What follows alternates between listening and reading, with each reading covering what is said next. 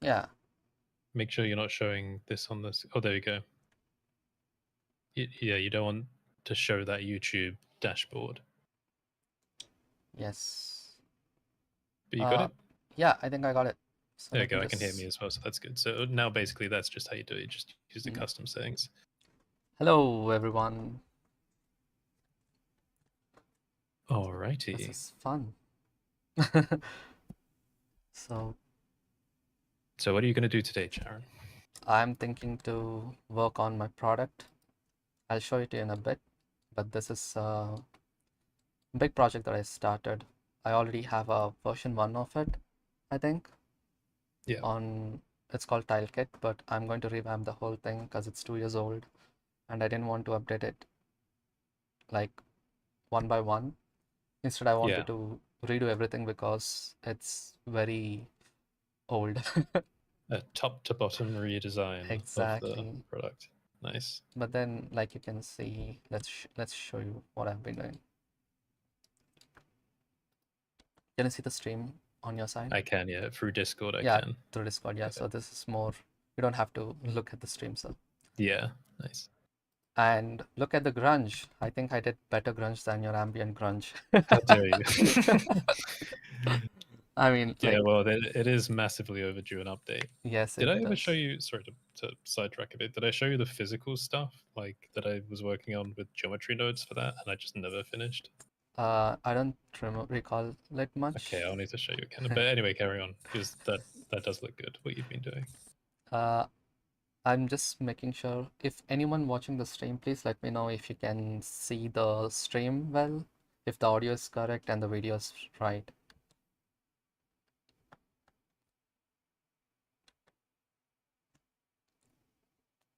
All right. Please use a keyframe frequency. I won't worry about that too much. Okay, So show me what you've been doing again. okay, let's see this. Okay, Yeah. so right now I'm working on the style pack. Let me quickly disable some displacement so that I can show you just this.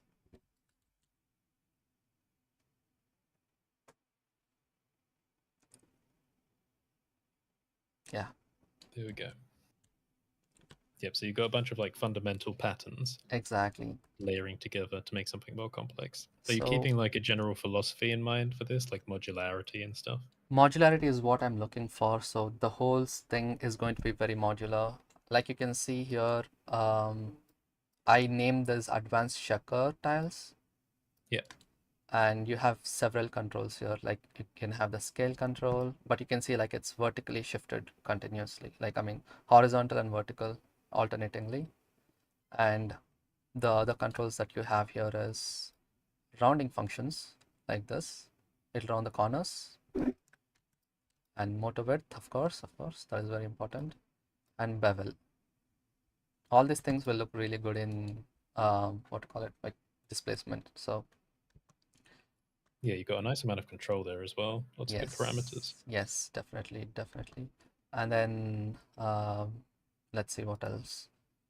There is also height variation. Like I can just decrease this, and there's also tilt variation. I can show this more in like displacement node, but this is one pattern. There's combined tiles, which basically randomly gives you vertical, horizontal, and just non-broken tiles. Yeah, And then my favorite of all, herringbone, and you can increase the number of bones. So this is fun. very good. I like how you've done the rounding as well. Yeah, rounding, I'm making sure like it has the same controls throughout everything, including this hex. You can see the rounding as well. You can decrease it, you can increase it. Good. Fun thing I, is, I never realized when you increase the rounding all the way up, it becomes a circle. hey. Yeah, that's fun. Very nice. Yeah, I appreciate you because you gave me a node group for the Afterglow project that I found very useful. Yes, yes. Nice rounding. It looks great on like glass surfaces for kind of controlling the transmission around the borders of things. Yeah. And this is probably the hardest one that I've worked so far. It's called octagonal tiles. Nice. Of course, the same controls again.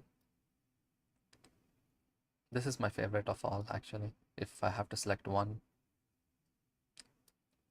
I like that, when you have a node groups with so much control like this, you can Mhm. get quite unexpected results with them when you start pushing the values around quite a lot. So Exactly. Like, it can look quite traditional until, you mm, play around a bit, get something new. yes, definitely. And I never looked all these things in displacement yet, so that should be fun. And of course, true shade tiles, the maze-looking ones, if you call it. Yeah, There you go. classic. Yeah, classic. Now you can change this randomly, and then there you go. You look, it looks like a maze, and it also has the same rounding controls, so it's fun. And the devil of all, the bricks. Ah, yes. I've done Wonderful. so many bricks in my life. It's just insane. Yeah, you've got a lot of practice in for bricks now. Yeah, I think But you've, so. you've taken inspiration from some other really, really talented people in the community as well. Yes. My favorite shading artist in Blender is probably Simon Thomas, and then there is Luca Rude, and Yeah. now it's probably Chris. Yeah, they're all Uh, brilliant. they're all brilliant, of course, and now my reference is more of real life rather than like trying to copy what the masters have already done. But also, Yeah. I look at some substance designer stuff and everything. Yeah. Yeah, I hear a lot about Substance Designer, that it's very powerful and easy to Yes. get some pretty good looking results. But Yes. I've only played with it for like, I don't know, about half an hour Yeah. in my life. Do you mind like checking my stream once and see if everything works? Sure, Just sure. yeah, Yeah, I'll take a quick look. Yeah, no, sounds good. Looks good. yeah. Yeah, if Because anyone if anyone is listening, anyone is watching, uh, let us know if the audio is all right. This is oh, it's been a while since. Wait, when did you last live stream, Sharon? wow. Let me quickly check that. I don't know. It's been so long. Um, let's see. The last live stream was last year, January. Was that when you were back in Uniturf?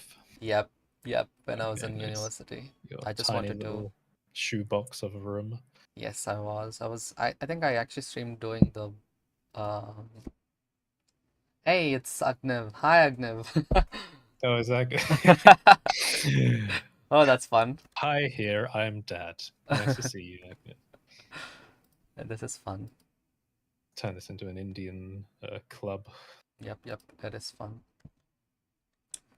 And the next one is I don't know what to call this, so I called it trihexagonal tiles because it starts Yeah, with an hexagon. I thought about the naming for that, right? And it's interesting because you can call it something quad because it's got like four edges, but at the same time, a lot of the poles have like three edges to them. So Exactly. it's a really difficult one to name. And then some of them have what? How many is that? Six, yeah. Six. So you've got like a triquad hex pattern going on. The best part is I was trying so hard to get this pattern out. Like if you look at this, like the star. Yeah. Oh, right. Yeah, I mean, imagine if I can do that, right? Like if I can just get a mask for that. It was so hard. Like I couldn't get the mask. And this is work in progress because I still haven't added height variation and tilt variation to this yet. So, yep, that's there. Yeah. That's a interesting challenge though. If you It can is, it is. extract like a segmented star pattern from it. Yeah, that one. And I think there is also tile, like there's so much stuff going inside this. Here Well, I if anyone could do it, I think it would be you. I have hopefully, trouble doing like structural patterns like this. yeah. Hello, Quackers as well. Quackers Oh, is in the. As far nice. as I know, that's called the rhombile tiling. Did I say that right? Rhombile, Rhombile, rhombin. yeah, rhombic. Yeah, sure. Makes sense. Rhombile tiling. That's fun. If that's the case, let me just quickly Google that.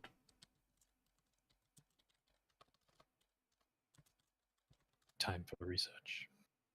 Oh yeah, it is Yeah, that actually. looks right. Wow. Yeah, You know what? Let's nice one, Quackers. quickly rename this node. Yeah, uh, give it the right name. exactly. It's been so Oh, hello, long. White Rooster as well. Nice to see you. Rhombile tile generator. Wow. Can't believe I actually got a new note, Yeah, it's new got a name. nice name. Just Productions. Hi, hello. So I'm just basically showing what I've been working on in the background.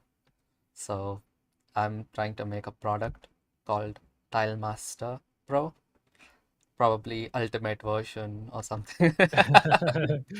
Going the Adobe route or Yes, something like that. yes. Like Apple wrote. Oh yeah, yeah. Oh, that's so much fun. But yeah, Tilemaster Pro Max, yes, something like that. with three different controls, sorry, three different camera controls. Oh, man. So let's actually see some work in progress, huh? So for this, I need the displacement node. Where exactly is that again? This bump. Ah, there it is. I really need to organize this. Right now, I'm just trying if everything lines up properly. So after each tile, the modularity is you can add these patterns on top of it. So this will give you the pattern, the base pattern, and this stuff will give you this pattern on top of this. So it's very modular. Nice layering going on Exactly, within the exactly. nodes. There's also one little control that I gave. If you increase this, there you go. We can decrease. Ah, very cool. Yes. So if you look at this from here, it's a close up. You can see there is this stuff, and we can decrease. This is really sweet. I really like it. But I'll keep it at 0 because if I go lower, this is what happens. There will be intersections. So to remove this intersections, I did this control to just get the borders and just mask it off. Charon. What happened? That Oh, white rooster production looks like a great way to make procedural Legos. So this is a bit of a this is a bit of an inside joke because yesterday Charon got annoyed at me for saying that, and then after I said it, he showed me the another person he DM'd said it looks like Legos as well. And now And you so are now saying it looks like this is the Legos. third person, and it's great. It does though. I mean, it Yeah, looks definitely. cool. I It like. looks I don't. realistic. Yeah, I don't deny it. Let's just decrease this, like this control now to make it actually look like Lego bricks. And you know what? I'm gonna actually make Lego bricks now just for the fun of it. Yeah, go for it. I'm just gonna increase this up. Of course, there's a lot I, of dirt. I do love the look of that grunge, by the way. Thank you Of so course I do. much. So Thank you, thank you.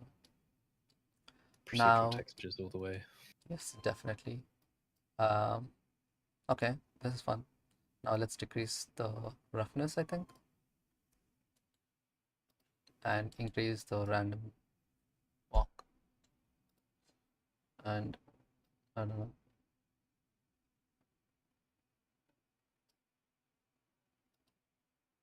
I can definitely tell like this space is lagging because it is doing subsurface scattering along with displacement and also streaming at the same time. So this is so much on my PC at the moment. Yeah. Do you know, one thing I've been doing is using the transmission a bit more Mm-hmm. instead of subsurf for certain situations because Are you using like transmission like this? yeah, just a transmission way instead of subsurf. I don't know what it will look like in this case, but for Because some like situations. because it's just a Oh yeah, plane, right? Like it doesn't yeah, really that's not going to have. work too well. Yeah, exactly. Hey, Wallaby, hi. It's really nice to see you here. Wallaby is actually a friend of mine. Oh, We nice, do Houdini together. excellent. Yes, it's fun. It's fun. Yeah, so if you have a solid object Hmm. with a backlight, sometimes the transmission will will be enough for a little bit of subsurf, and it calculates a lot faster as well. That's But very true. but not for this case. Yeah, it's definitely not for this case. So now let's to make this look like more Lego shaped. I think I'm not going making Legos now because it's not possible this way. At least not in this scenario because it looks really tiny for me, at least to my eyes, which is okay. So I think I should increase the bevel, and the main thing is decrease the shape. And now rounding to 0, bevel strength There you go. Yeah. And yeah, max displacement, you can actually increase this. I don't know if this is actually working. Okay.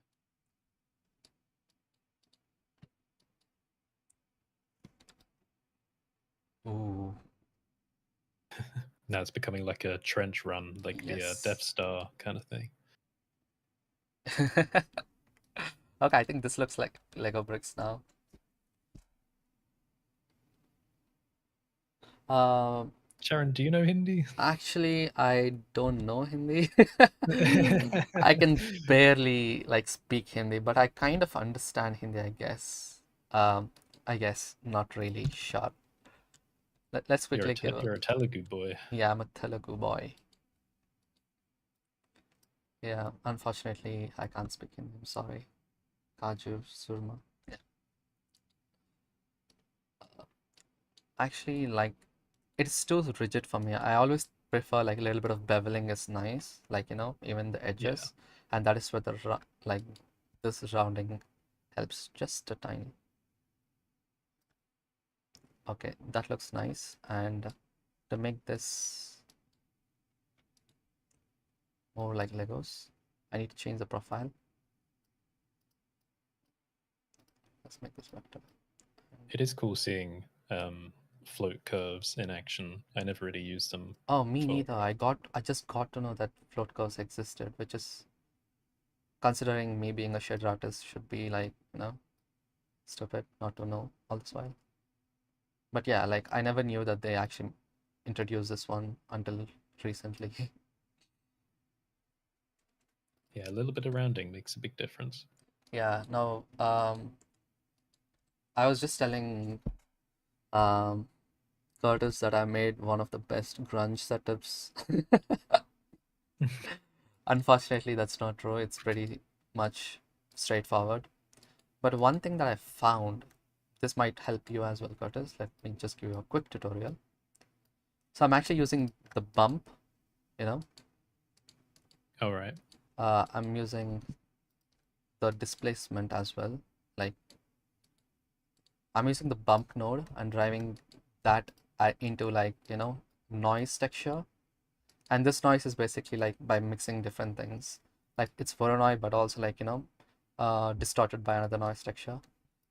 And here, this is fun. You see, I have a multiply node right here. So Yep. since this is a normal, it has three different directions. I can sort of push and pull this. I don't know if you can see it. Let's go on top view. You can see this. Yeah. All right. Okay. Yeah, I mean, you can basically like direct which side you want most of it to be. It's kind of Yeah, that insane. is clever. I like that. Yeah, I mean, that is one thing that I found very interesting. Very cool. Maybe I have to steal that idea. Yes, please do steal it. Yeah, and of course it's too much, so I want to decrease the, yeah, here it is. One thing I might want to do for grunge in the future is, you know how I've been doing the Voronoi scattering a lot Yes. in procedural things, and I did that realistic clay Hmm. shader that never got released. Kind of want to make some real life grunge masks and then Voronoi scatter those around. So again, just a Yeah, semi-procedural semi-procedural workflow. workflow. So this is one thing which I always want to try because like imagine I this pattern is readily available now, right? Like this pattern right now. Yeah. So this comes with the cell vector, like the UV map per tile properly aligned along it. So you can Mm-hmm. basically use any image texture, connect it to this, and you can load anything. So let me quickly get a texture, I think. Let's see if I can find a picture. Oh, I get to have a look through your files. Yes, you Don't can. think anyone else can see this. What Yes, do we have here? we have a You lot got a of. picture of me. Where is it? Oh, you know what? Let me just quickly use Oh your no, picture. no, no. Oh dear. And this is going to be so much fun.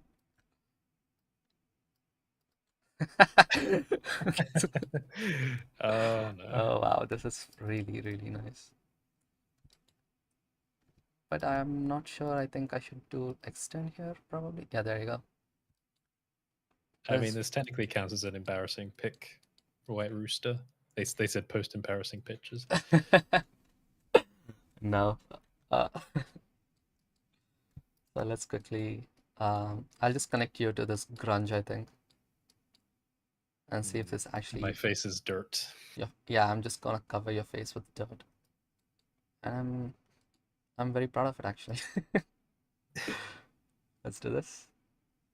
Oh wow, I can't see you at all. Yeah, I'm nowhere to be seen. Let's quickly Wait, do a I repeat. can. There we go. It's just like, yeah, faintly there. Yeah, yeah. So I'm just gonna If you, quickly reduce the grunge value here. I think extend is there better should be a actually. way to use my face as a mask. At the moment, we're kind of getting like the color for it or whatever. But Yeah, I mean all I have to do is just use a math greater than node because it's already black and white. It's fine. yeah, Let's see how you look this way. Oh, sorry, that's alpha. just need to find the level. Ooh, that's a mask. So that's like a threshold pass. Yes, basically. So I'm gonna give this into another mixed color. I mean, it's silly, but this is a good demonstration for how to use like image masks Yeah, I think so. to control the procedural output. This is fun. But yeah, like imagine you can actually use what to call it, like you can use this as displacement, and then uh, you can use PBR materials on top of this to give randomizations. Yeah, Yeah, that was actually like the future plan. Like I don't want to do it now. I just want to stick to full procedural at the moment because I think that's where my strength lies at the moment. yeah, that's fair. I quickly want to give it a quick render, so and yeah, we can talk. And go on. Someone says, "Can you explain the difference between truncated modulo and floored in the math nodes?" You know what? I literally found out that existed yesterday. Like I was looking at I'll show it to you in a bit. Just quickly render this. Hmm. So truncated modulo, I think it's going to give you. Okay, let's do this.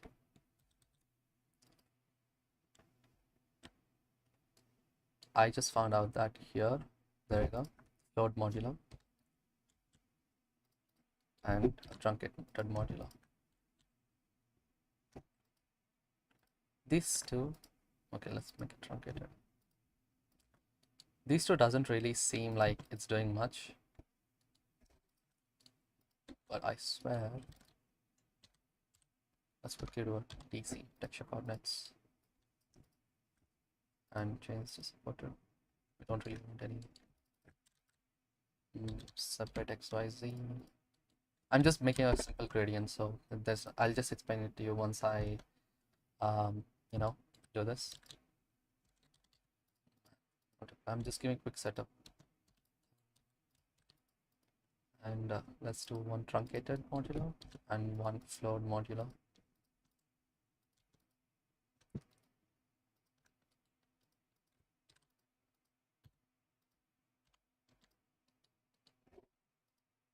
There you go. Ah, finally, a difference. Exactly. So truncated modulo will basically, when you just like, there's negative values here as well. So if I just do absolute, you can see it is flipped, right? This is flipped on both sides, whereas flowed modulo is giving a 0 to 1 gradient. Let me just quickly draw a graph. Let's say this is 0 and this is 1. This is 2, 3, -1, -2, -3. Sorry for my amazing graph. Okay, Love so the annotation tool in Blender. definitely love it so much. So there's 1, by the way, it's not 2. So let's quickly see what flow does. Sorry, let's quickly see what modular does. Modulo is basically gives you a reminder of when you divide two values. For example, if I say 5 mod 3, let's quickly do some division. I don't know if you know this method, but yeah, 3 ones 3, and the Yeah. remainder is 2. So it's gonna output you 2. So mod 5 3 is equals to 2. So this is what modulus does. Okay. Nice. They say I remember modulo returns the reminder, right? Yes, Or is that the exactly. remainder? It gives you the reminder basically. That's all. So if it's minus 5 comma 2, you know, if it's minus 5 comma 2, it's going to give you minus 2, right? So what truncated modulo does is it actually takes the sign into the, it'll consider the sign as well. So when you graph it from 0 to 1, this is how it will look when you modulate it by 1, because until after 1.1, when you divide 1.1 by 1, the remainder is 0.1, so it will come down again. So it's going to give you this sawtooth pattern. While on the negative side, it's going to give you minus 1, so it's going to go this way. But float modulo will give you this. It will give you this. It doesn't consider the negatives. That's it. It's pretty simple, but I think I would probably use float modulo for all my pattern creations because I don't want it to be flipped in the negative directions. I think that's what happened here. When you look at my, I don't know if this works, so I'm just quickly gonna see. Okay, never mind, it does work. So I think if I look at here, most of my things are happening here in fraction. So I'm not actually using modulos in the math node. I'm doing everything in the vector math section. So I'm not getting that issue of it being negative in the flow, in the like the truncated modulo. But yeah, I think I'll probably make a better video to explain this. Right now, I don't really know how to put it. Once I give it a good think, I think I would probably give you a better answer for this. But yeah, that's basically what truncated modulo and flow modulo does. I just They found out say yesterday, and they it say kind of confused me. Sorry, go on. does it mean that truncated modulo converts negative values to positive, like absolute? No, it's kind of basically adding 1 to the existing negative values, right? Like, see this and this. So for all the negative values, if you add +1, this is all going to shift 1 above, so it's going to give you this. But while as absolute, since it's negative, all the negative will become this. So this is kind of flipped. But when you add, so truncated modulo is adding 1 for all the negative values, while as this is not. Actually, I don't know how much it is adding. I think it is adding the input value. Like, did I delete the previous one? Shit. Like, Oh, there you go. One yep. swear. I'm sorry. We had a joke before this whether Sharon would be able to go the whole stream without swearing, and the answer is no. No. So Yeah. it's basically adding. So the float modulo is basically adding this second value to truncated modulo. So truncated modulo plus, I think it should work. Add a value. I think this is what it's doing. Not sure exactly. Yeah, almost. But this should only work for the negative. So math.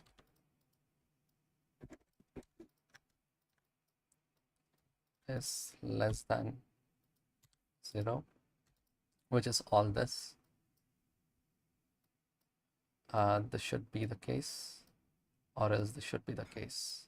There you go. This one and this one are identical now. Nice. And Quackers says truncated modulo is more like getting the remainder, while flawed modulo is more like making a cycle of values. Exactly. Like it's basically for repetition. So like right now I basically made flowed modulo with a truncated modulo. This is what I used to do before we had flowed modulo. I always used to do something like this. But yeah, now you see it. It's basically the same.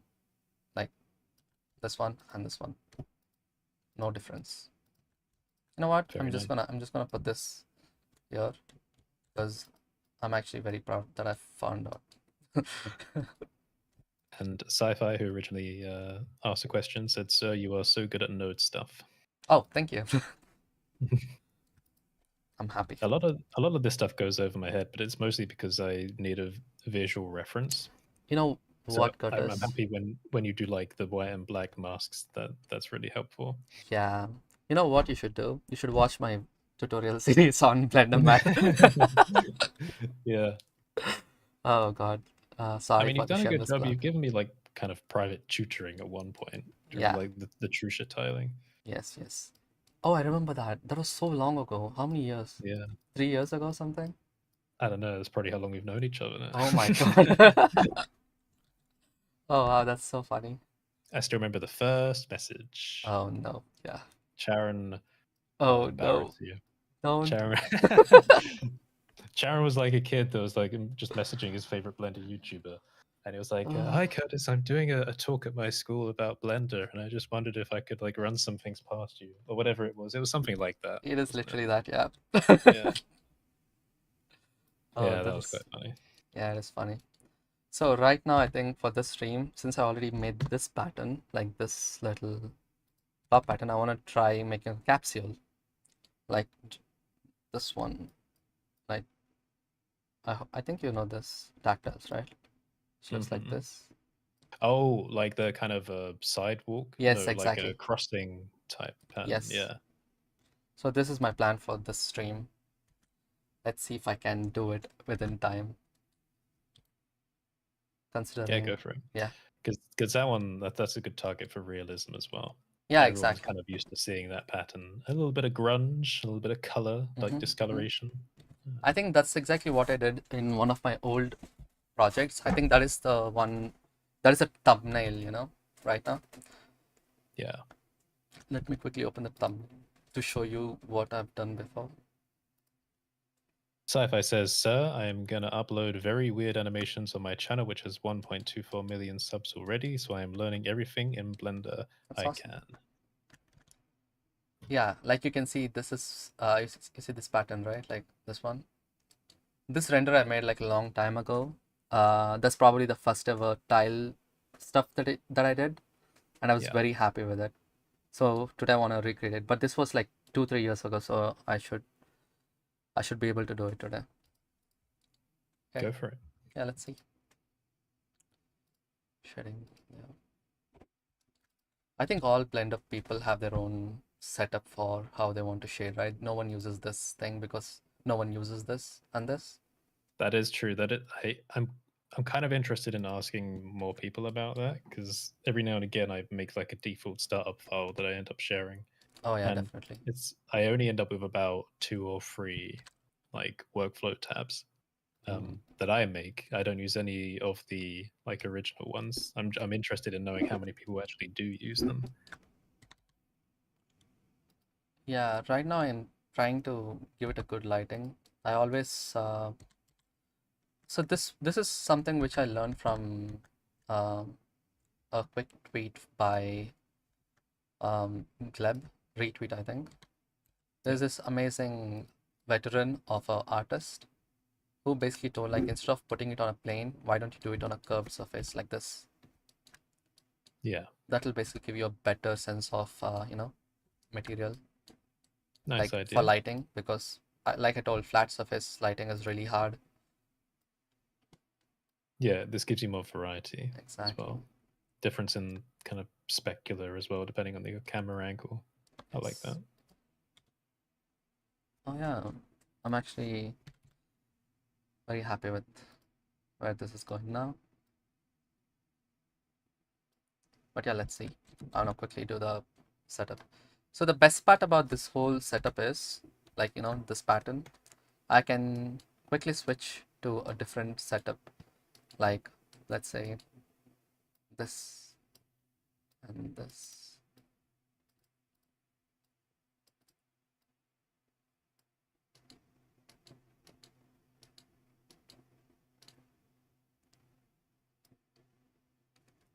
I don't know how you don't get lost in this like node tree. Yeah, I'm very, very sorry that I'm gonna clean things up.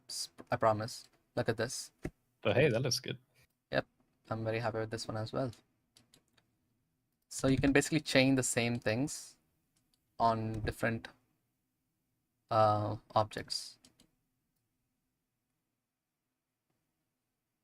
Not only this, you can also do subtraction, which I You found know, very fun. like if you made that gray, that's kind of like a sci-fi thing now. This is kind of like what I like about procedural patterns is that if you yeah, see if you made that metallic, that's now like a kind of Yes. sci-fi wall or floor You know what? thing. You can make it rubbery as well. You know what? Let's Like make it metallic now. Um, Sorry. Roughness until low. make it monochromatic or grayscale. Is there a way to yeah? Is there a way to add some variation between the tiles as well? Like Yes. different roughness variation?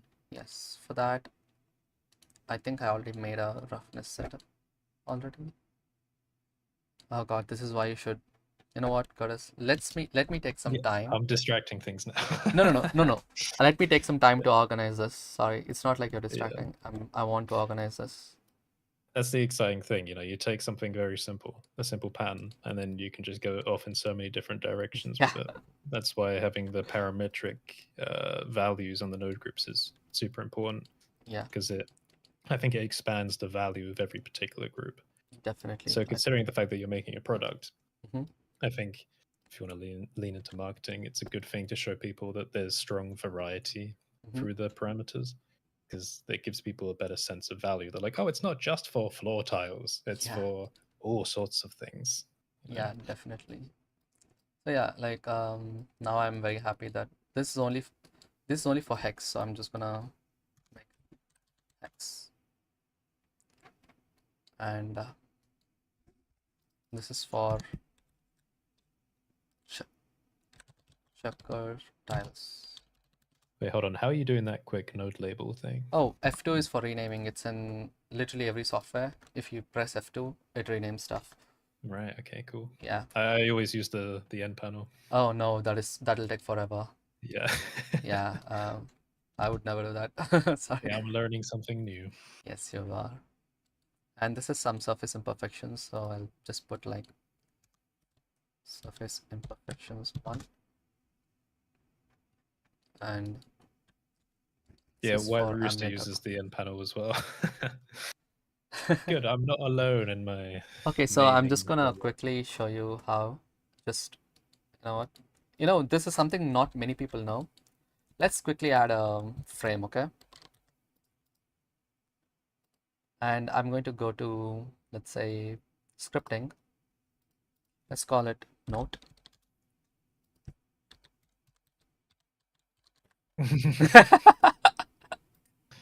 Nice. Oh God, this is what people do. Oh, did you know that? Sorry, this is a bit of a tangent, but YouTube's added this thing where it detects where the YouTuber says like and subscribe, and then it makes the buttons like have an effect around them, Yeah, I've so seen so that. it draws people's attention to it. That's really interesting. There you go.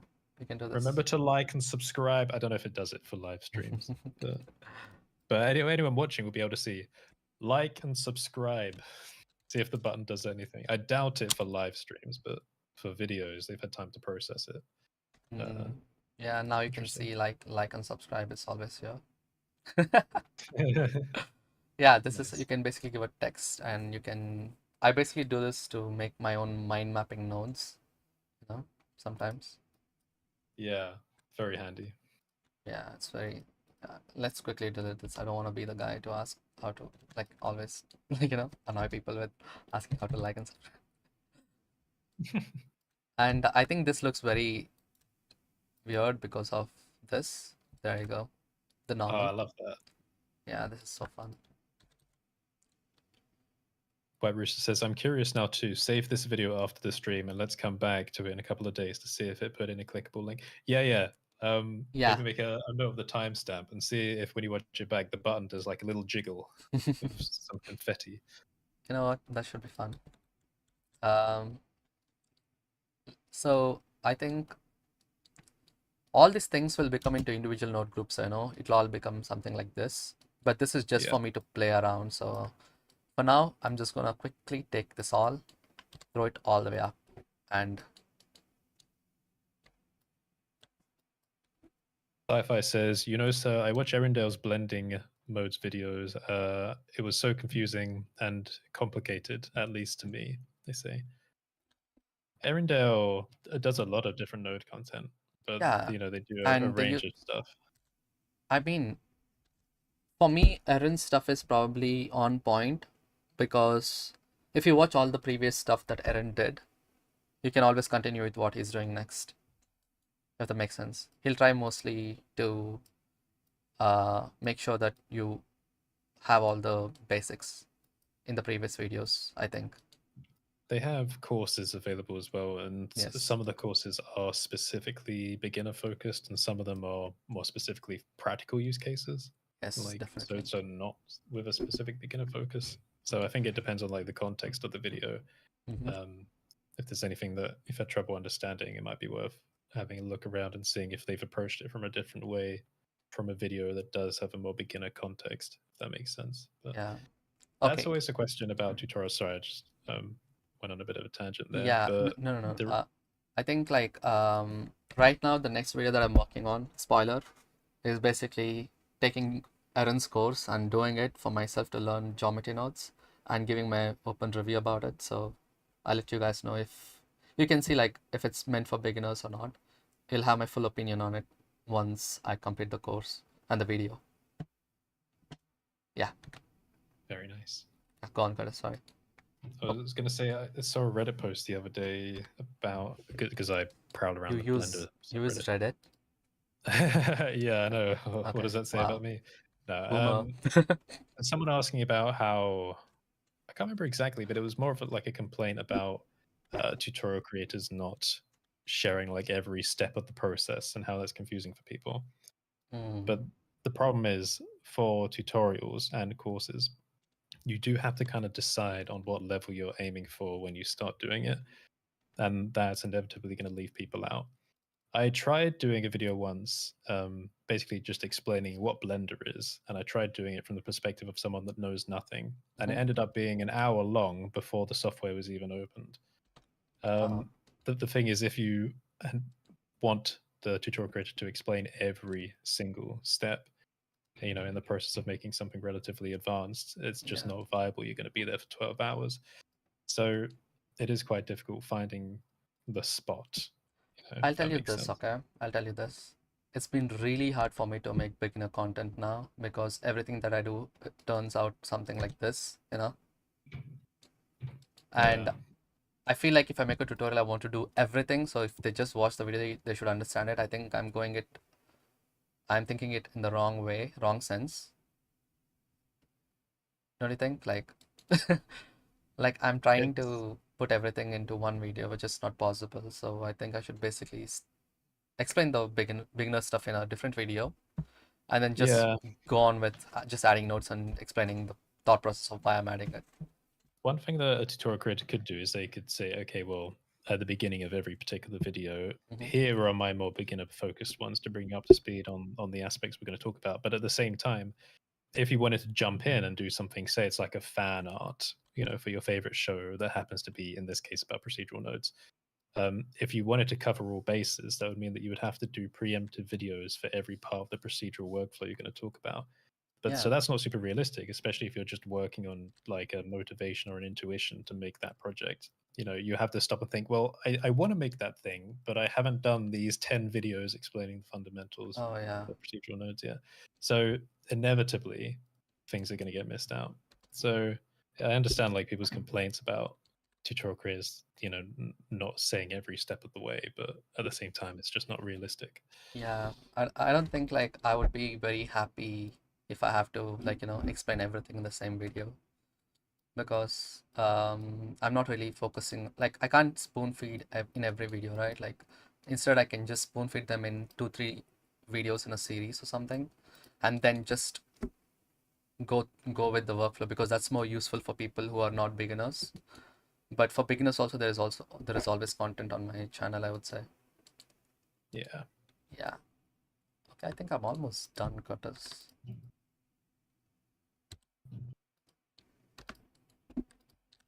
Quackers says, on the topic of tutorials, as an intermediate user, I find myself skipping around a lot in geometry nodes tutorials because a good amount of them just explain what the nodes do.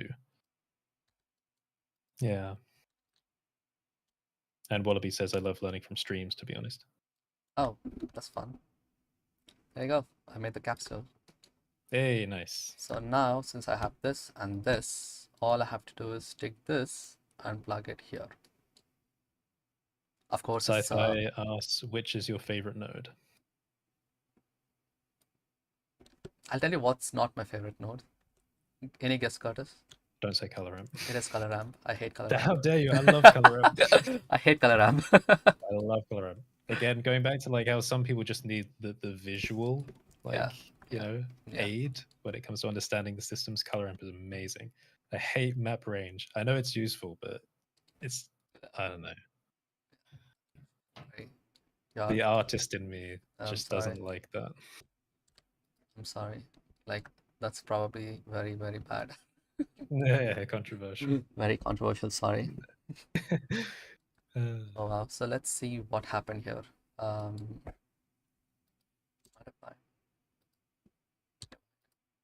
Quacker says color ramp slander for the win. Yep. I hate. They better not ever remove color ramp from the I'll software. I would be so pissed off. No, I'll tell you why I don't like color ramp, okay? I only like color ramp if I'm giving colors. I don't want to use let me show you. There's mix node, right? And this color ramp.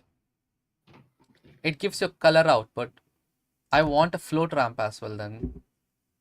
Yeah. I would love a float ramp because I can add like multiple points, I can do all sorts of stuff. There's that. No, instead I got a map range node, which is always superior in my opinion. It's literally the same thing. I just like color ramps because even when I'm working with masks, so even if it's just black and white, I can just immediately see with my mind like where between 0 and 1 things lie, if that makes sense. Yeah. If I'm just mixing two colors, like then I can just give a like color ramp. Sorry, color ramp. Let's give this, right? And let's give the same color here. Oh, by the way, you can drag and drop colors. Just Oh my god, I feel like I knew that, but I never use that. I always use the E, like the eyedropper thing. Oh yeah. So let's quickly give a noise texture and connect this to the factor and connect this to the factor. These both are literally the same. Look at this. Yeah, okay. Yeah. Mm-hmm. And let's do the map range. Change this to vector. I don't know if this works, but oh yeah, it doesn't work, of course. Damn. Okay, that's something they can add. Yeah, I wish that was the case, honestly. So anyway, it's 110, so it's pretty straightforward. 100. Sorry. See, values the same. All right, let me just catch you up on the chat. So White Rooster says they could expand so much on the color ramp node. I agree. Wallaby says map range is less computationally power too, I think, compared to the color ramp. Then Rooster says give it color, vector, and float data output options for the ramp, that is. How about a live stream going over nothing but Blender shortcuts? This has been great. Yeah, there's always something amazing that you just didn't know about. And hi, Michael, by the way. It's really nice Yes. seeing you here. Good evening, Michael. Good evening. And yeah, I know, like, even this has like all sort of stuff. Like, these aren't these the same thing here? Except there is no B-spline, which doesn't make sense to put in a map range. Yeah. But yeah, like, I like color ramps only to give color variations. That's it. And I would probably use mix nodes for the rest of them. Like, yeah. I have used a map range, I think, for my ambient grunge, just when I wanted to try and make sure it was optimized. Mm-hmm. But over time, I've cared a bit less about optimization. Uh, Very bad, Curtis. Sorry. Yeesh. No, I love Colorama. I love it so much. I think I kind of I don't know if I should do this, but let's quickly. Oh, hold on. Sci-Fi says, "Can you, sir, please suggest me some paid course to learn lighting in Blender?" Okay, I would paid say courses. Creative Shrimp's got a cinematic one, don't they? Yeah, I I love think. that one. That is probably the best one out there. And for lighting, this is probably a different suggestion than everyone else does. But look up Cinema 40 tutorials for lighting. They have the best lighting tutorials possible. And I think it's more about the concepts, the brightness, like, everything you can just change however you want. If you can't, like, it's the concept that they teach you, like how you would light stuff. So I would probably say try following a Cinema 4D lighting tutorial. There are a lot of tutorials out there. And I always look at Cinema 4D Octane tutorials to get inspiration for different things. Yeah, you've been working on your lighting quite a bit recently, haven't you? Yes, I'm very happy. Actually, let me see if I can pull one of them. Okay, so I haven't shown this out yet, but yeah. Oh God, this is a project that I was very happy because I wanted to get better at lighting, and this is what I kind of did. This is my latest shader recreation, I think, Mm-hmm. and I was But very that's proud of it. Yeah, that's not the end, though, was it? yep. That was not the end. I'll show the next one as well once you add the volume. Sorry. I like to maximize every time I do stuff, so control space is another shortcut that I use all the time. But yeah, this is probably my favorite shader that I did because that was unexpected. And of course, you can see all the details when you go close up. Yeah, the rubber mugs look great on that. Thank you. The reason why I did this is because I've been dabbling in uh, actual hand-drawn art recently. So yeah, and this particular project has light linking involved. That's why you can see the rim lights are not affecting the volume. Yeah. This is one. The next one is probably another favorite one of mine. I did this back to back because I felt like it makes sense. There you go. Same lighting setup, but a little different. But here Yeah, you have it. nice. More rim lights. Yes, it needs more rim lights. No, it's good. I said it's a good amount of rim light. We were in a call with Ben and Chris, and Yes. that was the classic conclusion. It's the answer to every question. It's how do you make a scene look better in terms of lighting in Blender, and it's just add a stronger rim light. Yeah, definitely. Yeah. Yeah, I think I should post this on my socials, but for some reason I thought I'll make few more renders and then try to do it. Probably not the best. I'll just do it. I'll just post stuff. By the way, guys, I also want to. I was thinking, like, would you guys be up for like weekly streams like this, or like I was thinking since I'm working on this daily, I'll be doing daily streams. So if you guys are willing to, you know, hang out with me while I do this, it'll be fun. I'm gonna make this product. I'm gonna build the whole product online, but I'm still gonna make it a paid one. So if you want to make it, you can, you know, uh, of course, Follow along. follow along. But uh, I'm not going to explain much. I'm just going to hang out, but I'll definitely answer all the questions if you guys have any shader tips along the way, definitely. But this is going to be a paid product, so hopefully you guys will understand that. Yeah, but if you guys want to get hands on version 1 of these stuff, like these, leave this one. This is something which I just made, and thanks to let's Quackers. Quackers. You know what? I'm just gonna quickly add a frame.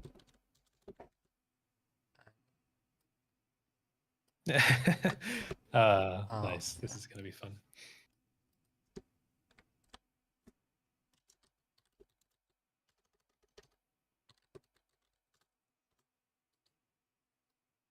I'm gonna copy this.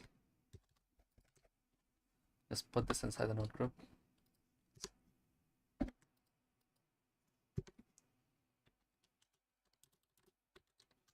There you go. Credits deserve. Yep. Quackers has put a heart in the chat. Oh, of course, yeah, no problem.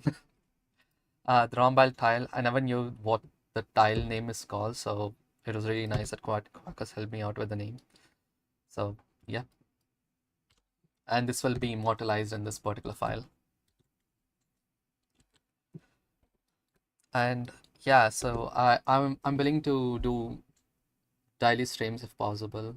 I was thinking to do Houdini as well, but I'll probably stick to Houdini after this project. I'll try to do like a beginner Blender to Houdini conversion or something. I'm sorry, Curtis, I have to ditch Blender for a bit. So How dare you? I don't ditch Blender. Blender is love.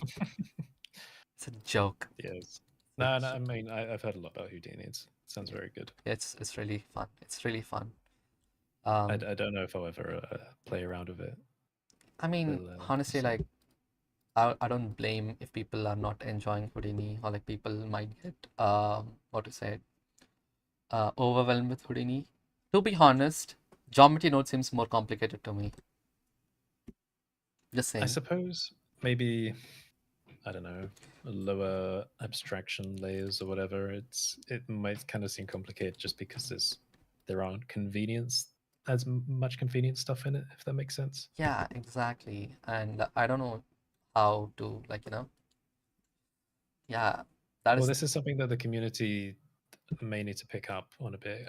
Okay, so I've been in the meetings with the hmm Blender devs hmm at the conferences, and I did ask on the first one about whether there would be a place for like high level community members to suggest like the most useful possible node groups. yeah, It's basically like the next step up of abstraction for people to use for geonodes. And the response to that the first time was no, we would rather people just did that themselves.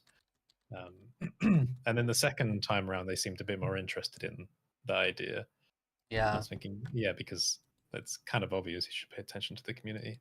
But I think over definitely. time, Yeah. I mean, we've already seen a lot of people making their own packs, right? There's like what the Hixas one that's pretty good of like higher abstraction geonodes. Oh, did it? Um, but yeah, there are some options available from the community that I think make things easier to work with. But there'll be more of that over time. Yes, definitely. Sorry, I just made a setup which aligns stuff. So I'm very happy. Nice, looks good. Thank you. And quickly all this. Sci-fi is asking for an explanation of white noise. They say, okay, my last question, tell me something about white noise node. People make it look so confusing. Please give me a simple explanation to it. Okay, I use white noise all the time. I think white noise is literally everything here. But I don't use white noise just with white noise. White noise is basically just random. It's just random pixels. That's it. That is the basic definition of white noise, I would say. It's just noise, but it's just random noise. So how I would use it is, let's do one thing. Let's use a texture coordinate node. This gradient is continuous. So for every single value, white noise generates a output. So that's why, like, if you keep on zooming, it keeps on refining so that, every single value has a, has a value. Every single pixel has a value.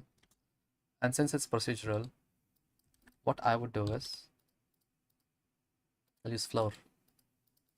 Floor will basically make that continuous, um,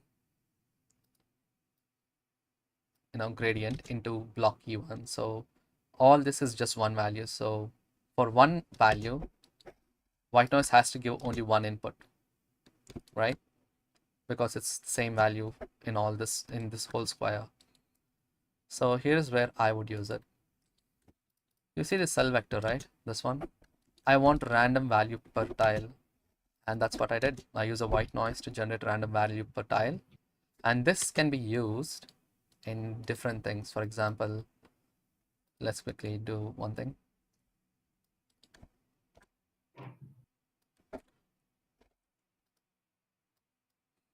So right now I have this, right? I'll just give it a quick color. Let's just say red color, like more of, let's say, green color. And I'm going to take the white noise from this. I mean, if you look at the random color here, this is basically white noise texture. That's the output that I'm transferring out here. So I'm taking that, separating them into three different colors so that now I have three different random values, like 1, 2, 3. I can use 1 as the second input and change this to overlay and give color variations. There you go. And I can use another one Randomization. exactly in the same thing. Instead of this, I'd probably use a multiply to make it more darker, or like use, I don't know, linear light would not want something which I would use, but you know, there are several things that you can do. You can basically copy the values of this into this. It's very useful. Like I would use it all the time. So that Quackers is adding white noise isn't smooth like noise texture node, so an input of 0.001 would give a very different result from 0.002, so it's just pure randomness. exactly. So for every single value of an input, it gives you a output, if that makes sense. So that's why I'm restricting that continuous output to a static one by flooring this input. So all this has the same value. So it has to give the same output in the whole thing. So yeah, that's basically, white noise is amazing. Probably, yeah, I would say this is probably my favorite node. I mean, the most used node, let's see. Are you sure? Are you sure white noise is your favorite node and not? I Math don't node know. is probably my favorite node, Colorant, maybe Colorant. No, Chorus. How dare you? Yeah. Okay, never mind. I would say I'll math try node this. is my favorite node, yeah. Math and Oh, vector math, that yeah. makes more sense. I would Yeah. say. Yeah, math and vector math is probably my favorite nodes out there. And there is no question in the loyalty there. So yeah, let's quickly see if this works. So right now I'm scaling this, but also let's do a quick fraction. Same things.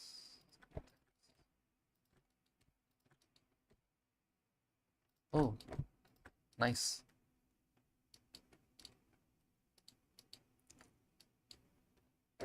Sorry, I'm just getting a little excited here. Now I have this pattern which I can add on top of this height map. Mix color.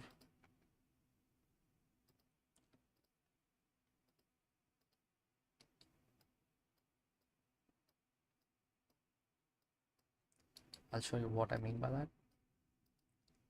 Let's use not subtract. Add.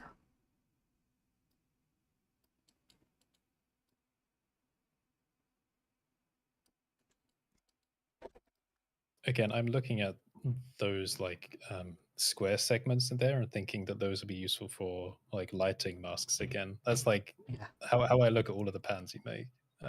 Super useful for that. Yes, definitely. I would say that too. So yeah, but you can just about see the lines Mhm. through the rectangles. I kind of like, yeah, inverted again. So there's something about this which I'm not able to. There's this little bit of squishing, right? Like you can see that it's probably because I have to take this and put it here and multiply this with 1, 0.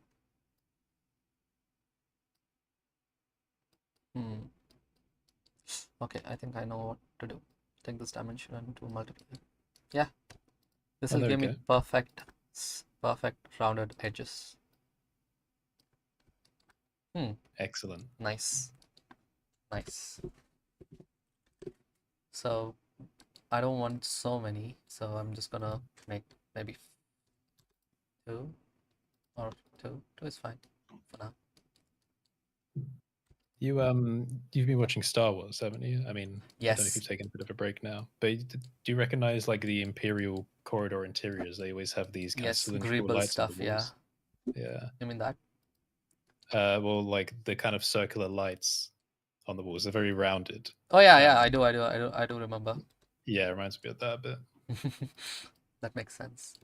Let's quickly give a displacement to test this. So this will be another node, right? Like this is just basically another node setup. So I can just give the same controls. I can just group all this into one node.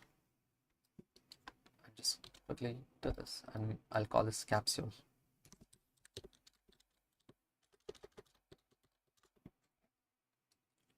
Yep, and make this a displacement and change the scale to 0.001. Experimental. It's called BSDF. Oh wow! But you can tell this is not like it's very pyramid shape. So I have to tackle that now. It's one simple thing I can do is color dot, sorry, with white. Now you're getting that the shape. Yeah, that's getting closer. Exactly, but let's decrease the height. Oh wow, I like it. Yeah, this is fun.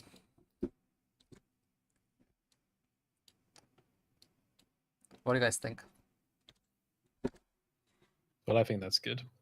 That's If awesome. anyone has any questions for Charon as well in terms of procedural nodes, then now is the chance. Yeah. Let's increase this. So yeah, there's so many things I'm planning this year. Hopefully I can make them all. But yeah, one thing is for sure, I'm enjoying the live streams now, so I'll be up for more if you guys want. So Good. Use it as motivation to try and get the product done. yes, that's the how main much reason. Yeah. how much more do you have to Plan do for this on this? product. Yeah. So I mean, before you release. I would say if I do it for the next 10 days, like 10 days, I can properly polish this and make also some good renders, you know? Mm-hmm. So that is one thing that I could do. Like all the base patterns are done. There's one more pattern elsewhere. I need to find it. So it'll be 1, 2, 3, 4, 5, 6, 7, 8. There are 2 more patterns that I want to do. And I think in total I'll have 10 patterns, like the base patterns and 6 different tactile patterns, like these ones, and surface imperfections and materials. So all these things will be in one particular node group, like one particular pack. Nice. I believe you can get it done.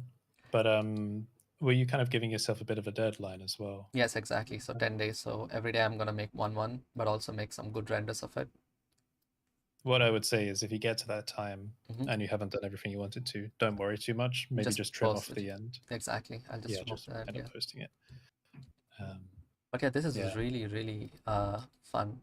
And one other thing that you can do is, since it's very straight edges, I'm gonna give it a good uh, profile using again float curves. and just making this cloud. There you go. I love how you just know exactly where to put the nodes in between. You got like a good memory of how the node tree is behaving. I often have to remind Oh myself even yeah. after a couple of minutes. I mean, I do understand, but one other control that I found out is very useful is like once you do this, right, you can decrease the factor to have zero effect, and you can only give it a little if you want just a little bump, you know? Hmm. I never did this before, so it's very interesting. Oh, were node previews being added at some point? Yeah, they did say that they are gonna do node previews. Wait, sci-fi is saying I want to learn blending modes from where can I? Blending modes. There's an amazing video by Pixim Perfect. Let me just. It's a Photoshop.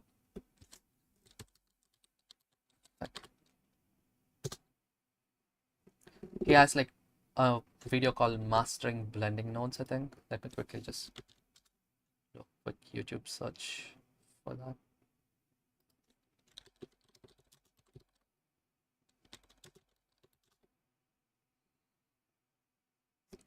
If not that, there's another one by Adobe Substance Designer as well. So After you've answered that, Quackers has a question there as well. try this one. Try this link. And this has more of a 3D artist blend modes. Also, if it's okay to ask, how are you doing the bevel radius for the tiles? Are you using smooth min max or a different method? Smooth min max, that's the simplest one, you know. That's exactly what I'm using. You know what? This is technically not good to go inside the nodes and do it, but you know, it's fine. I'll show you how I did it. So here's a quick breakdown. I'm scaling, creating basic UVs in two different directions, creating random values, random colors, mixing them, multiplying.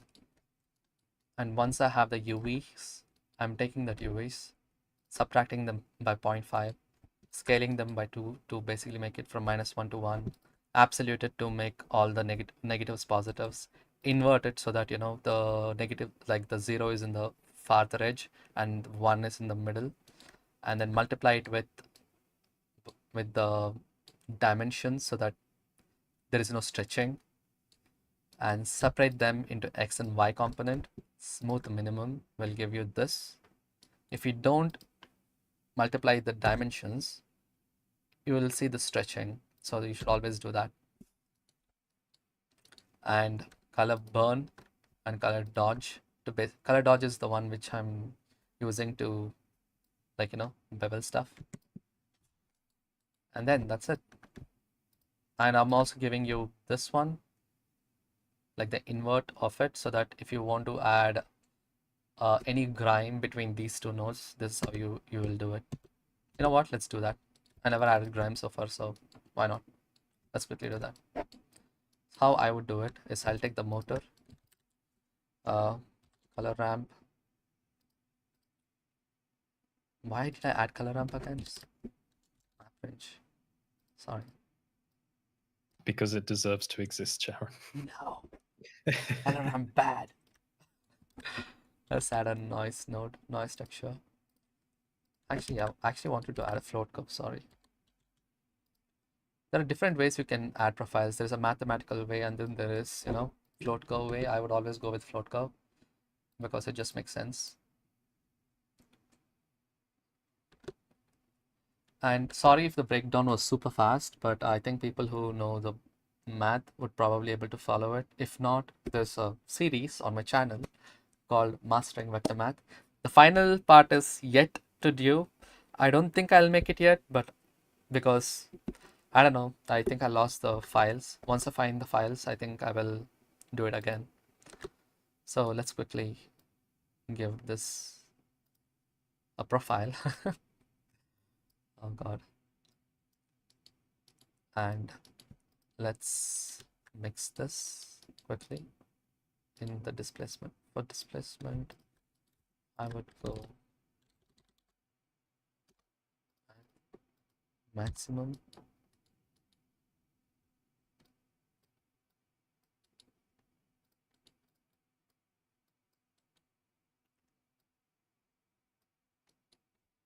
Yep. Now you have it. Like, you have this for the motor. Now you can give, sorry,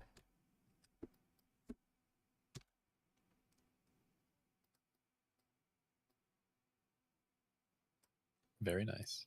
multiply add is another new function that I've been using a lot recently.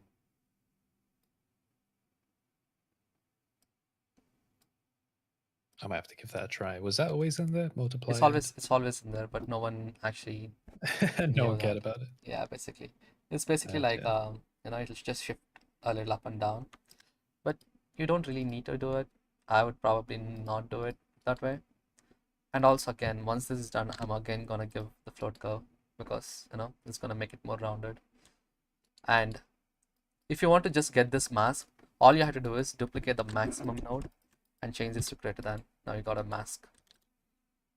And you can use this as a mask for the color. So let's quickly give. So this is where I only use color ramp. The only time I use color ramp is this place. So I'm gonna take Vindicated, finally. exactly, exactly. So I'm gonna take this and give this into possible this color and use this into a mix color node. Use this as a mask, and this one let's give it a red color. Yeah, of course, like you can change the bevel strength to down.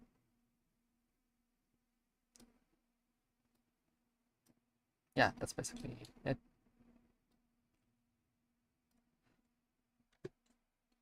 All What do you right, guys that's think? nice. Yeah. Do you guys think like this will be a useful setup for you guys? I don't know. Let me know. I would definitely find patterns useful in general. Yeah. But then again, I have my own procedural patterns product. I forgot about that. Sorry, shameless plug.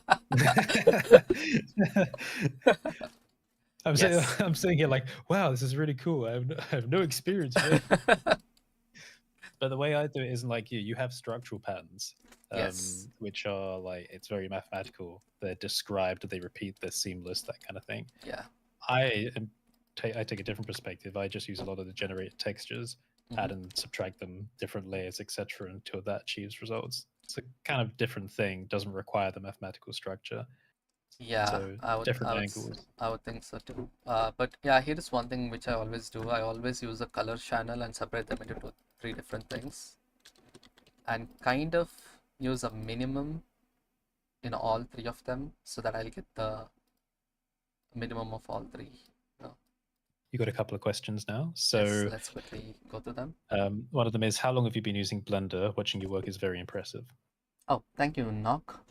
Um, I started Blender in 2019, but I only did it once for I think for a couple of months first, and then I stopped doing it because I was in university back then, and this was just a hobby at the time. So I don't think I've done it for 6 to 7 months, and COVID came, and that's when I took it seriously, and that's when I had to give a talk on Blender in my uni. That is when I took it seriously, and I tried to see what I liked about what I liked about uh, Blender. And I think texturing is something which I found very much mathy at the time. And November came right before that, like in 2019. I saw Simon Thomas's work and was just mind blown.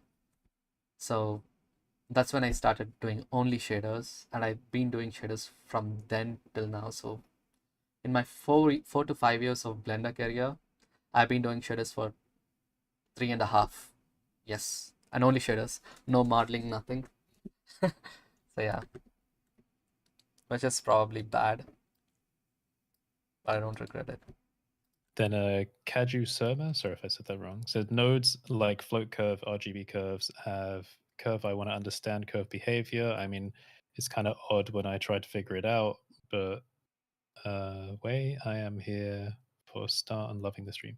All right, so someone's basically just asking for a bit of help with understanding curve behavior in nodes, because Nodes there are like different for types of curve. curve nodes. Oh, this basically simple. Like it's don't worry about curves like that much. Like you know, we have curves in you know what? Let's quickly do this as well. I want to do a bit of compositing here, so let's quickly do a camera compositing. Mm, no, damn. So here you have curves as well. I think it's called RGB curves here too. What basically curves do is you can add contrast. The way you add contrast is by increasing the brightest spots and decreasing the shadows, by crunching the shadows and raising the highlights. So this is one way to add contrast. And if you think about it, what I did is I'm taking all the dark values lower and all the bright values upper. That's it. It's very simple. Now, if you go back to, let's see, uh, shader nodes,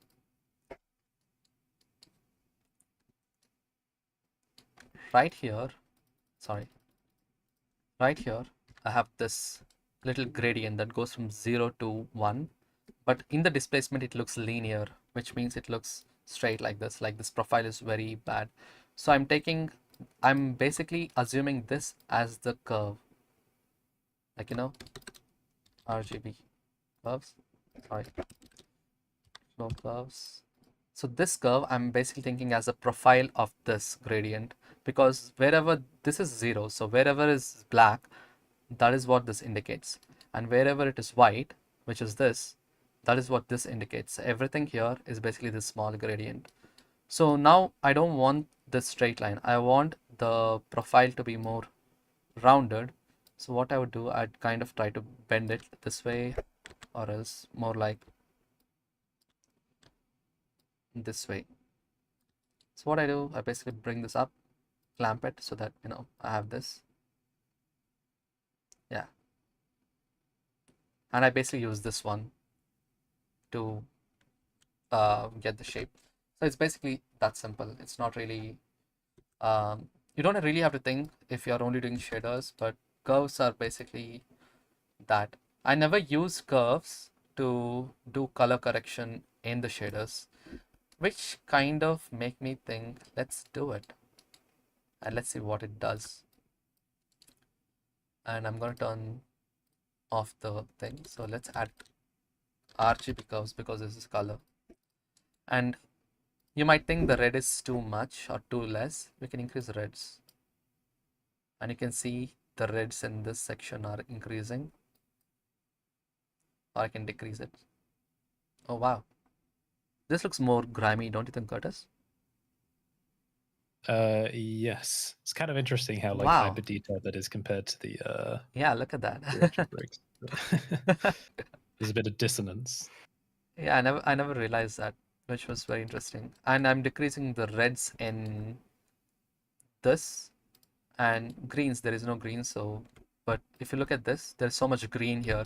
I don't want greens, so I'm gonna decrease the greens so that It I'll reminds just me of bring. Moss, but Yeah, it didn't looks your like that. relationship with Moss end recently? Not really. But Uh, after what happened to a friend of mine, I was thinking maybe I should yes. break things with Moss. Sorry, for a bit of context. So Charon always used to use really good like moss effects, but then recently I slipped on a mossy step outside and then ended up in urgent care. And after that, Charon was like, "I'm never making moss again." Because I already But made yes, Moss. I think I made the best Moss possible, and you can yeah, buy it. It's a collaboration with actually Curtis. yeah, we made a little product together. It's on Blender Market, Procedural Moss. If you Yeah. want to go pick it up, nice. Yeah, like you can see, like there is so much, like green here. So all I can do is I can decrease the green by bringing this value down, and now it is brown. Like it's more reddish now, so let's bring it up a little. There you go. Somewhere around that. Now blue. There's literally no blue here, so I don't think even if you do this, there'll be only a little bit of blue in in the mud. But yeah, the reds still stay the same. But if you add blue here, you can see that there is no blue at all because the blue is completely removed now. I can give it up and you can see it's only blue. The red, sorry, let's take white. You know what? Let's do a quick exercise. I'm going to show you what exactly happens in the RGB curve.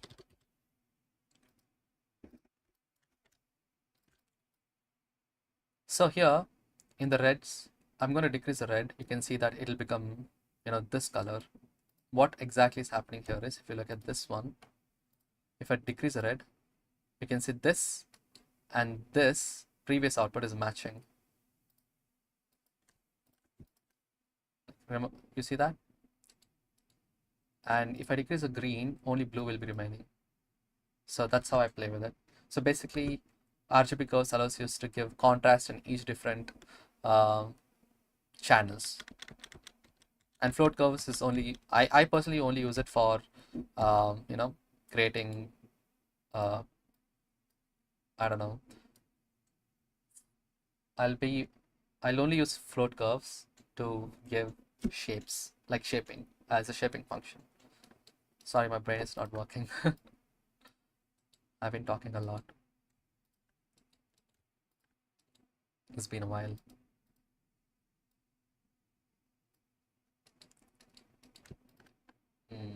But then the mud is too rough for my taste, so let's use the same mask, which is this mask, to give. Let's go into float. Let's take this mix, which makes sense because it's a float. I like it, but I really wish we had all these blend modes in the float as well. Like, we don't really have that. It's just a linear mix. So, and what is Sparker saying? So moving the control point up increases the value, it down decreases. Exactly. So let's use this in the roughness channel.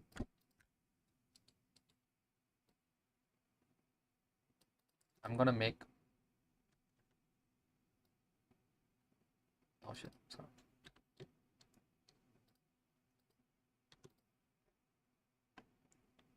Yeah. Now let's quickly give it a quick render.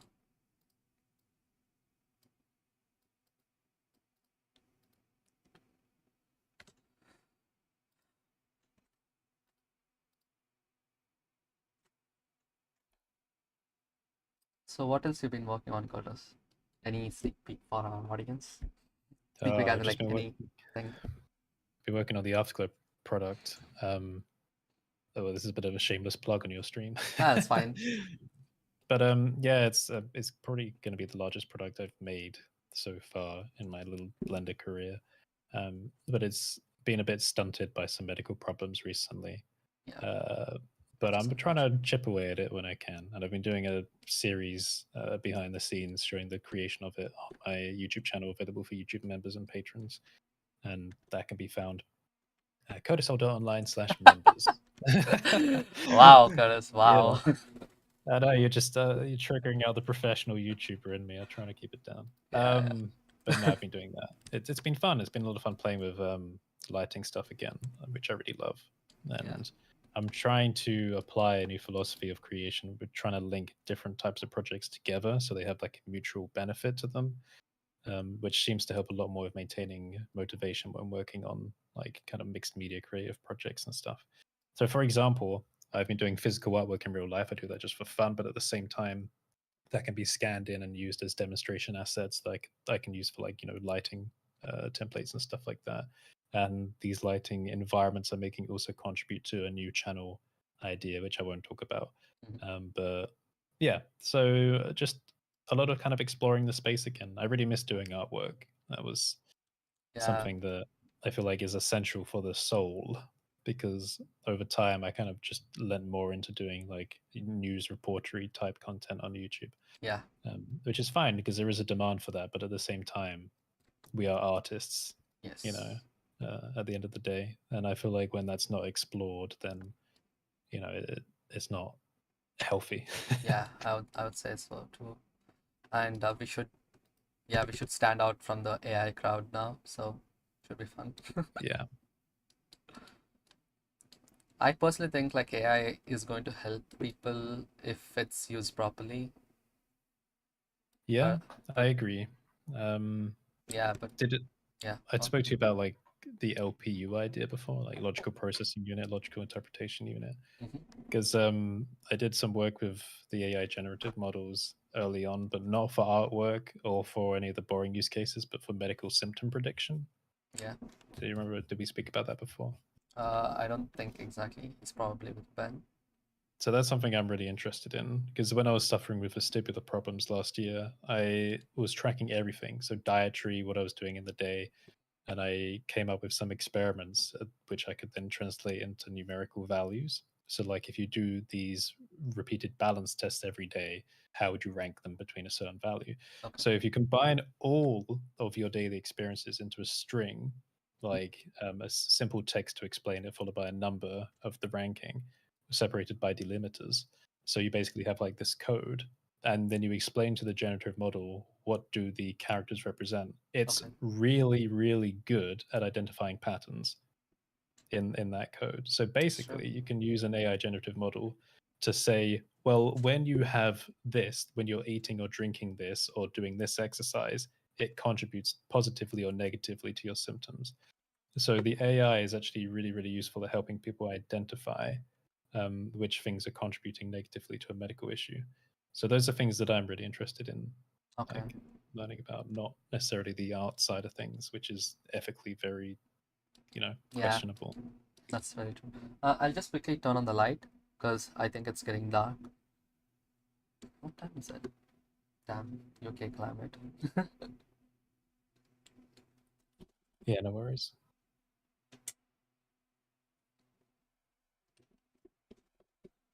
Okay, I'm back. Hi back, I'm dead. Wow, you never miss. Yeah, classic. Um, about the whole AI thing. Hmm. Um, I've wanted to speak about it a bit more on the channel, but the thing is, it's such like a hot topic, Yeah, you know, you don't really very want to inflammatory. raise some. Yeah, I remember when I spoke about NFTs, the Mm, NFT situation. Oh my god, because my artwork was being stolen. yeah, I don't Oh, like that. Quackers is heading out. Bye, Quackers. Backworkers, have fun. And yeah, I'll probably do more live streams, so hope you guys join again. Yeah, Yeah, the NFT situation summoned a lot of messages from people, yeah, which was interesting and not fun. Because a lot of them were like, "Oh my god, you don't see, you don't understand the system and the promise it has," and I was just like, "Okay, yeah, yeah, yeah, I get interesting, it. thank you." Let's fast forward to now. I have no idea where those people are, but that's how it is. Yeah, that's very unfortunate though, honestly. Like, I was into artificial intelligence and machine learning before I started Blender. So I was into robotics. So and my I did some courses on ML along with my friends. Nice. Yeah, That's interesting. I also have a bit of a robotics background. We all find our way yeah, to the same I know, communities. right? Like, don't you have a Kuka in your home? Kuka robot? Technically, yes, but not in this home at the moment. Okay, But it will be in the studio when in a few months. Yeah, I would love to see that. yeah. You have to come back. You need to come back for a I will tour of come the back. Yeah, house I'll when definitely it's, come back again. yeah, when it's all renovated and done up. That'd be sick. Yeah, I know. I might use the, because it's only a small robot arm. I might use it just to hold the camera and move it Mm, around, so I don't have definitely. to keep messing with tripods. Yes, okay, something else. Yeah, never mind. I can't believe I used two color ramps in this setup today. Good. That's because I'm here. We've got Yes, to add some representation for color amp nodes. yes, sorry. Representation matters, I know.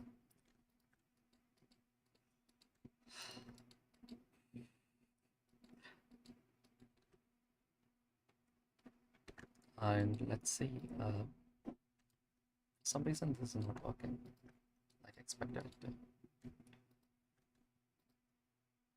Oh, I know why. Normalize. Map range decreases. Decrease it.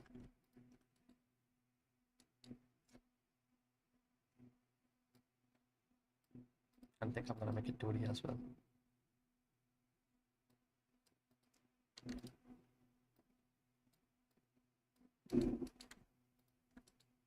Oh yeah, found it. Wow, this is really, really tough.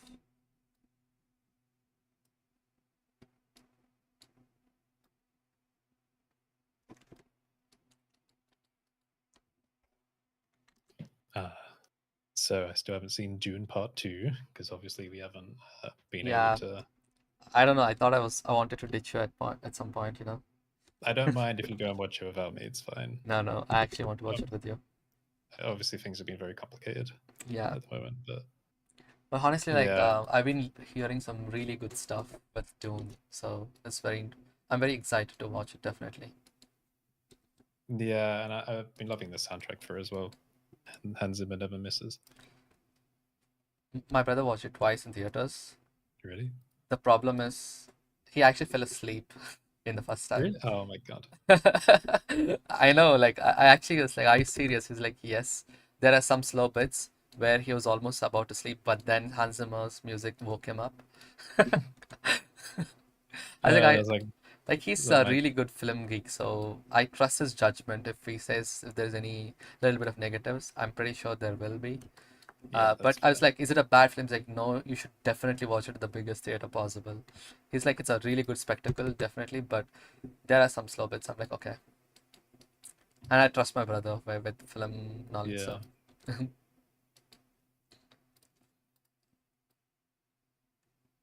okay. Yeah, this has been really fun. Like honestly, I love this stream. Probably I think we should stop it here for today. yeah. I'll probably need to It's get been food in yeah a one sec. and a half hour. I would love to do more streams. Curtis, if you're available, I don't mind if you jump in whenever. But yeah, honestly, take care, guys. I'll see you tomorrow, hopefully. Yeah. Uh, Oh, Sharon, I yeah. learned something from my videos. Ask for the emoji. Oh yeah. Um, if you guys watch the stream towards the end, just put a hi emoji, like you know, like a wave emoji or something. It'll be fun. Take care, guys. See ya. Bye. Au revoir.